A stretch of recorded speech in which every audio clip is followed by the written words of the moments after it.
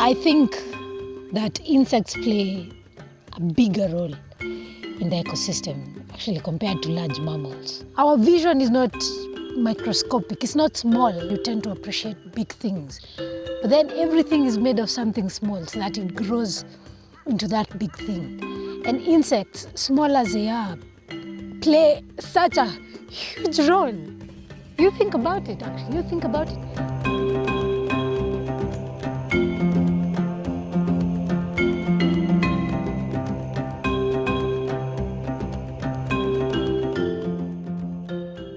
Insects are responsible for keeping the planet going. By studying insects and by being curious about them, it really gives us an understanding of not just the insects themselves, but what's going on in the world. I'm Dino Martins, the director of the Impala Research Center. I am the chair of the Insect Committee at Nature Kenya.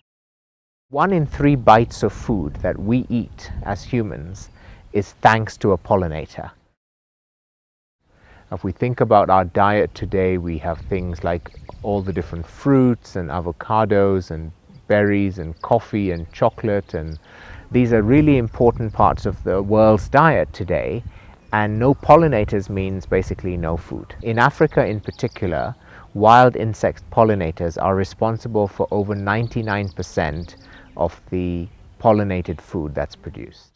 My name is Ivy Ngiru. I am a student and a senior research assistant in the Insect Plant Interaction Lab at Impala Research Center, Kenya. We go to the field with sweep nets and we capture adults. I'm looking for larvae. This is called patrolling. Haki, kichukuzi. Catch it. Now run.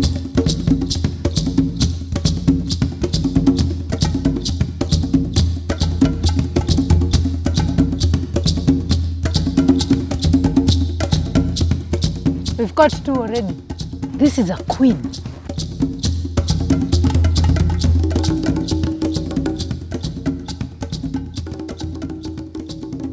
We capture them and then we bring them back to the screen house and we put them in breeding cages. And inside there we have cultivated milkweeds.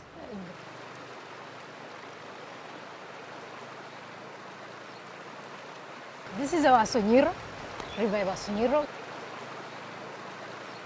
I like this spot because we have milkweed. We come and scout for eggs and larvae, and I just found a larvae on that bush over there. So the African queen female deposits her eggs in the milkweed, and the egg hatches after about 3 days, depending on temperature, and then the larvae feeds on the leaves, sequestering the toxins that the leaf normally produces. So if you feed on it, you and I will get sick. Another bird out there will get sick, but the butterfly doesn't. Habitat loss and consequent loss of the milkweed would mean that the butterfly, which has taken many years to evolve with this plant, will lack a food source. And without a food source, unfortunately, then you will not have a population of a queen butterfly. The herbicide use is an issue. It's an issue everywhere, globally. Farmers hold the future of the world in their hands. A farmer makes decisions every day that are not just relevant for their farm and their crop, but have impacts that spread across the planet. By choosing which pesticides to use or using them carefully, not using them when pollinators are present, a farmer can actually complement the effect of the pollinators, and these have repercussions across the whole ecosystem. In East Africa today, there are over 3,000 different species of butterflies.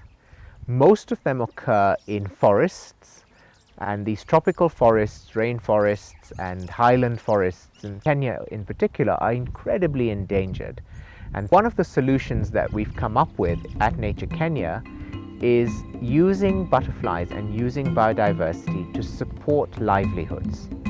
A great example of this is the Kipepeo project. Kipepeo, which means butterfly in Kiswahili, involves local farmers and communities in raising caterpillars and breeding them on food plants and then selling the pupae to centers around the world. And over the last few years, it's given over $1 million back to these rural communities. So the conservation of biodiversity today, including insects, needs to be linked very directly with livelihoods, because we can't expect people who are not able to fend for themselves or feed their families to care for the environment in the same way as those who have the resources to do so can. I cannot insist on how important it is, to conserve our environment.